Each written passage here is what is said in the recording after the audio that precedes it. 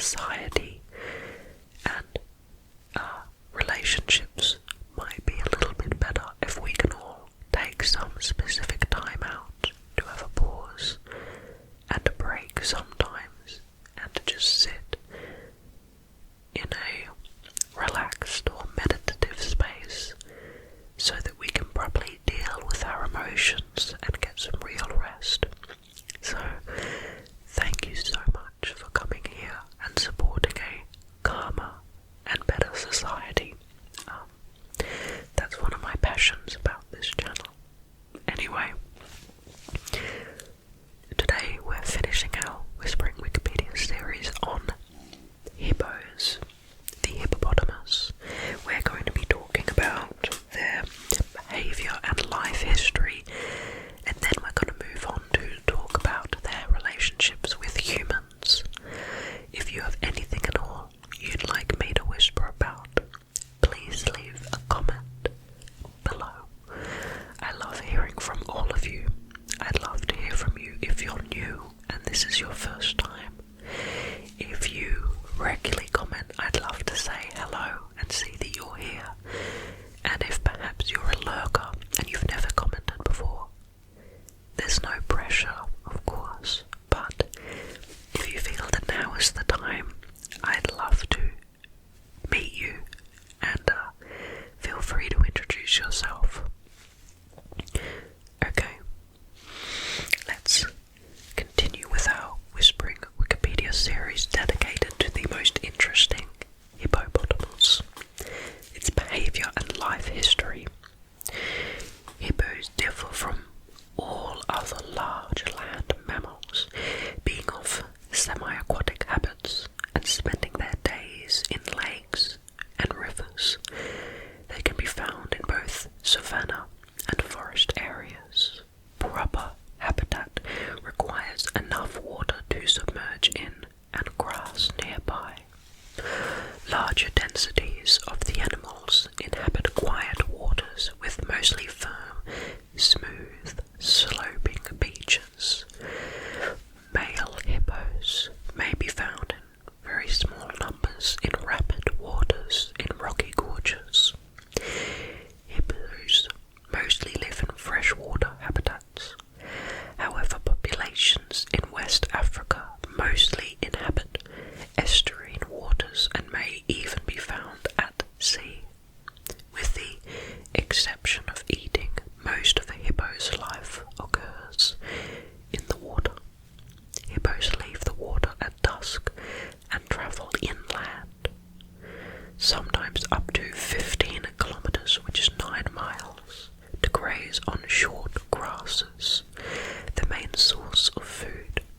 They spend 4 to 5 hours grazing and can consume 68 kilograms, which is 150 pounds of grass each night.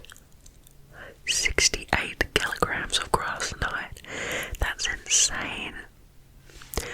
Like most herbivores, hippos consume other plants if presented with them, but their diet in nature consists almost entirely of grass, with only minimal consumption of aquatic plants.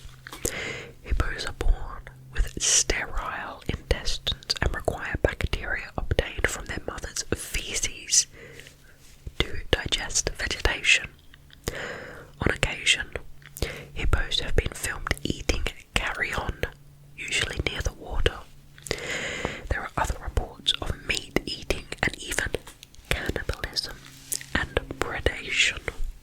The stomach anatomy of a hippo is not suited to carnivory, and meat eating is likely caused by aberrant behaviour or nutritional stress.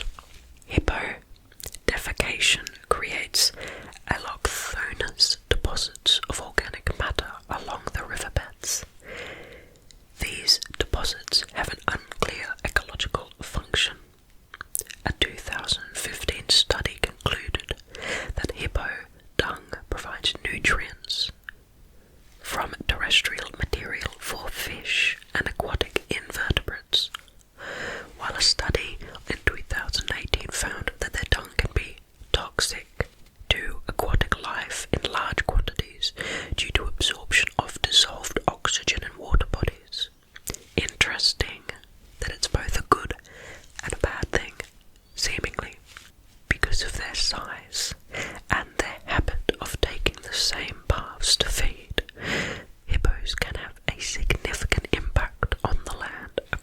which they walk, both by keeping the land clear of vegetation and depressing the ground.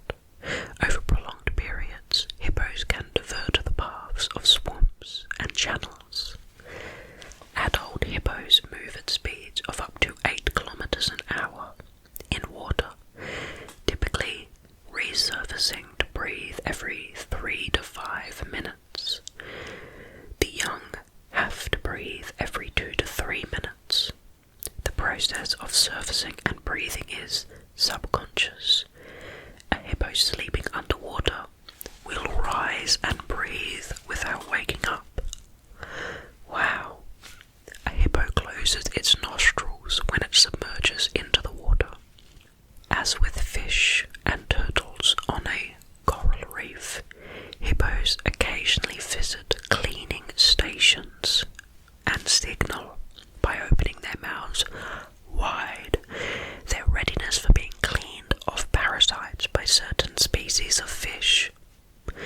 This is an example of mutualism, in which the hippo benefits from the cleaning while the fish receives food. So, mutualism is like, parasitism or being a parasite, and there's a bunch of different terms. I forget all of them, but I think there's about 4 or 5 main ones, and they are quite interesting. The hippos spend up to 16 hours a day in water as a way to stay cool. Hippos coexist with a variety of large predators. Nile crocodiles, lions, and spotted hyenas are known to prey on young hippos. However, due to their aggression and size, adult hippos are not usually preyed upon by other animals. Cases where large lion brides have successfully preyed on adult hippos have been reported. However, this predation is generally rare. Lions occasionally prey on adults at Gorongosa National Park, and calves are sometimes taken at Virunga. Crocodiles are frequent targets of hippo aggression, probably because they often inhabit the same riparian habitats. Crocodiles may be either aggressively displaced or killed by hippos.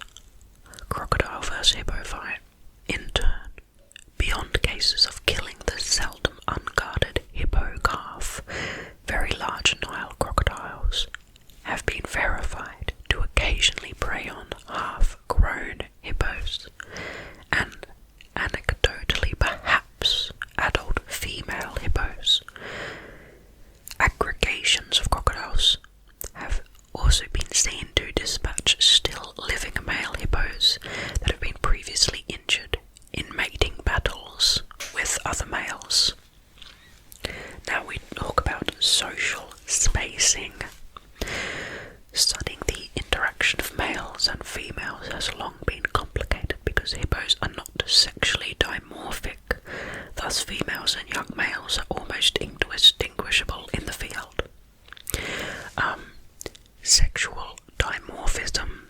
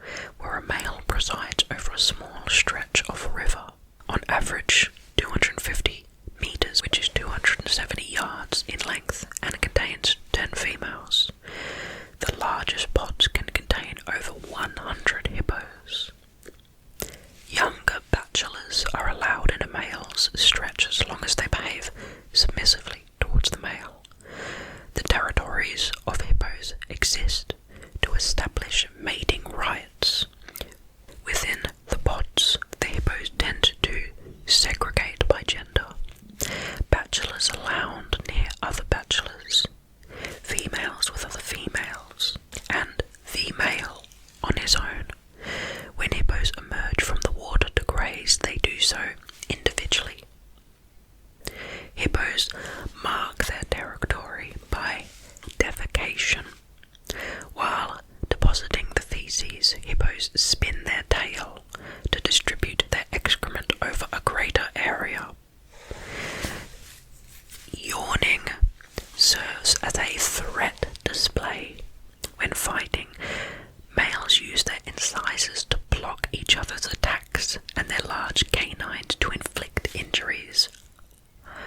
When hippos become overpopulated or habitat is reduced, males sometimes attempt infanticide, but this behaviour is not common under normal conditions.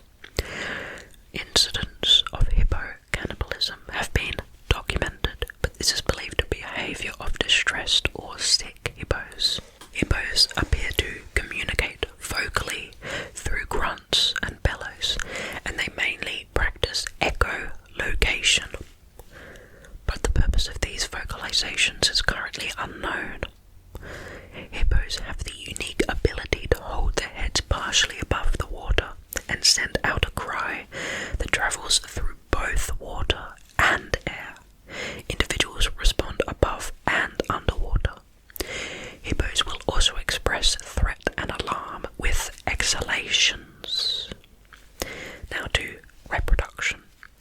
Female hippos reach sexual maturity at 5 to 6 years and have a gestation period of 8 months.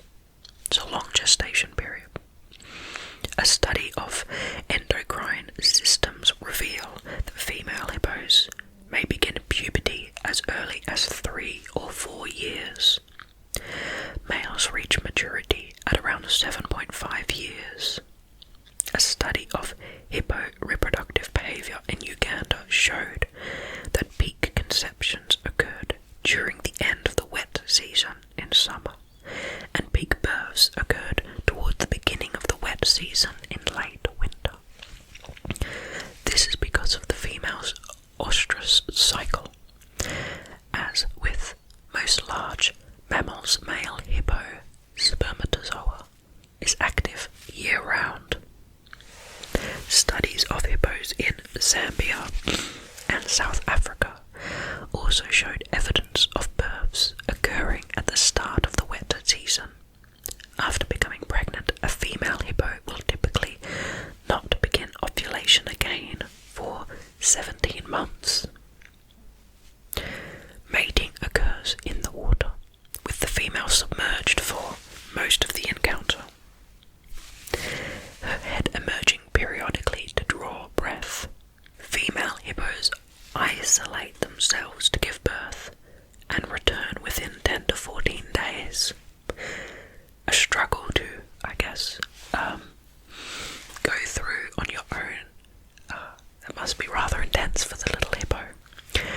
Calves are born underwater at a weight between 25 and 50 kilograms, which is 55 to 110 pounds, and an average length of around 127 centimeters, which is 4.17 feet at birth. That's a big baby, and must swim to the surface to take their first breaths. A mother typically gives birth to only one calf, although twins also occur. The young often rest on their mothers' backs when the water is too deep for them, and they swim underwater to suckle. They also suckle on land when the mother leaves the water. Mother hippos are very protective of their young and may keep others at a distance. However, calves are occasionally left in nurseries, which are guarded by one or a few adults. Calves in nurseries engage in play fights. That's sweet. Weaning starts between 6 and 8 months after birth, and most calves are fully weaned after a year. Like many other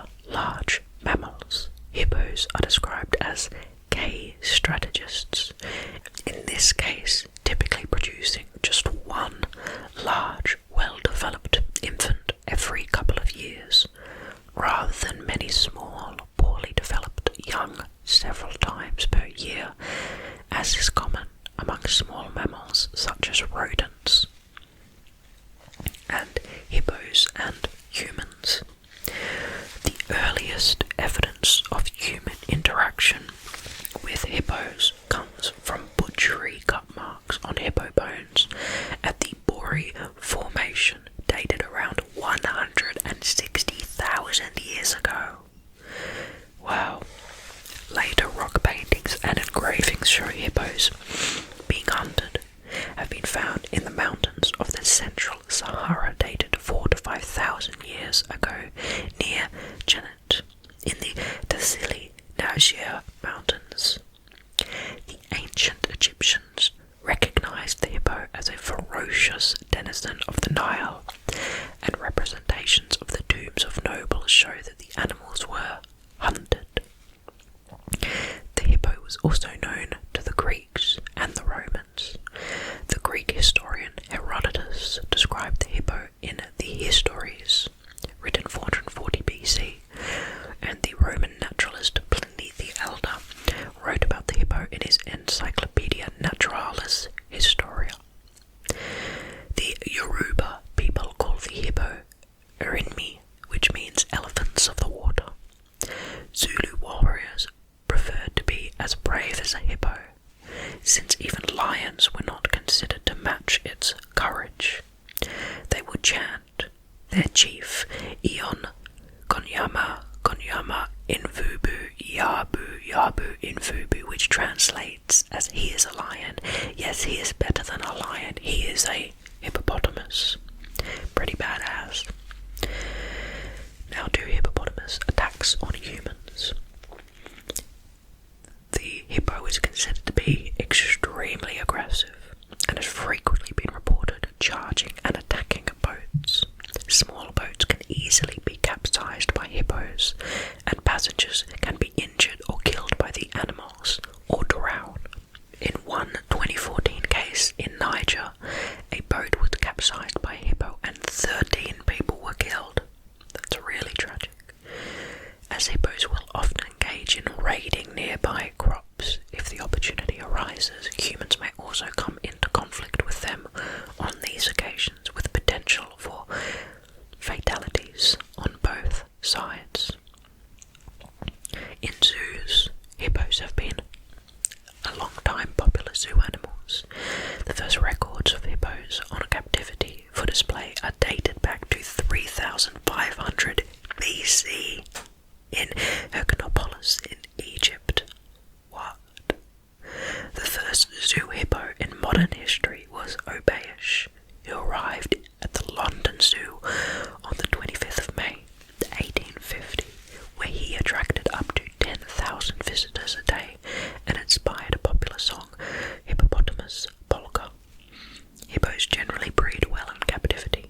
Birth rates are lower than in the wild, but this is attributed to zoos wanting to limit births, since hippos are relatively expensive to maintain, which makes sense. They are rather large. 68 kilograms of food a day, remember, that's, or a night, that's a lot.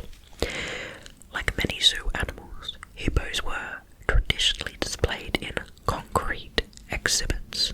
In the case of hippos, they usually had a pool of water and a patch of grass. In the 1980s, zoo exhibits increasingly reflected native habitats, which I assume is a good thing. For example, the Toledo Zoo Hippo Aquarium features a 360,000 US gallon, which is a 1,400,000 litre pool. In 1987, the Toledo Zoo saw the first underwater birth by a captive hippo. The exhibit was so popular, the hippos became the logo of the Toledo Zoo. Now do cultural depictions. A red hippo represented the ancient Egyptian god Set.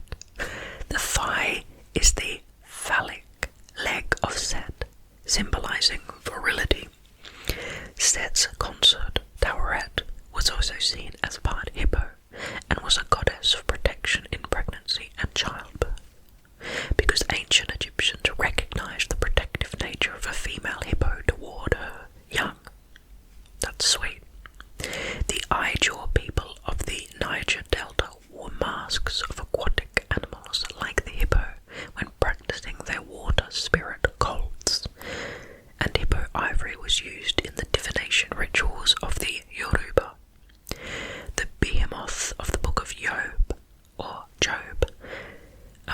is thought to be based on a hippo, though there's a lot of controversy about that. Some people say a crocodile, and some people say dinosaurs, that I've heard.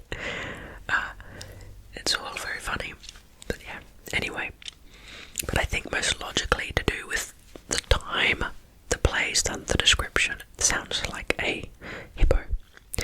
Hippos have been the subjects of various African folktales, according to a sand story, when the creator assigned each animal its place in nature. The hippos wanted to live in the water, but were refused out of fear they might eat all the fish. After begging and pleading, the hippos were finally allowed to live in the water on the conditions they would eat grass instead of fish, and would fling their tongue so that it can be inspected for fish bones. That's hilarious, because remember we learned before that they spin their tails to fling their tongue everywhere to put it out in a bigger radius. That's a funny explanation. In a nub-belly tail, the hippo originally had long, beautiful hair, but was set on fire by a jealous hare. Hare not being the hair on the head, but the animal, and had to jump into a nearby pool. The hippo lost most of his hair and was too embarrassed to leave the water. Ever since Obeish inspired the hippopotamus polka, hippos have been popular animals in Western culture for their rotund appearance that many consider. Stories of hippos such as Huberta, which became a celebrity in South Africa in the 1930s for trekking across the country, or the tale of Owen and Mazee, a hippo and tortoise which developed an intimate bond, have amused people who have bought hippo books, merchandise, and many stuffed hippo toys. Hippos were mentioned in the novelty Christmas song I Want a Hippopotamus for Christmas, that became a hit for child star Gayla Peavy in 1953. They also feature in the songs The Hippopotamus and Hippo Encore by Flanders and Swan, with the famous refrain, "Mud, mud, glorious mud." That's funny. They even inspired a popular board game called Hungry, Hungry Hippos. Classic. Hippos have also been popular cartoon characters where their rotund frames are used for humorous effect. For example, the Disney film Fantasia featured a ballerina hippo dancing to the opera La Gioconda, or La Gioconda. Hanna-Barbera created Peter Potamus, and Madagascar Films features a hippo named Gloria. The Happy Hippos characters were created in 1987 by the French designer André Roche to be hidden in the Kinder Surprise egg of the Italian chocolate company Ferrero S.P.A. And that's the end of our little whispering Wikipedia adventure studying the most interesting hippopotamus. I think there are a lot of different things that were randomly interesting.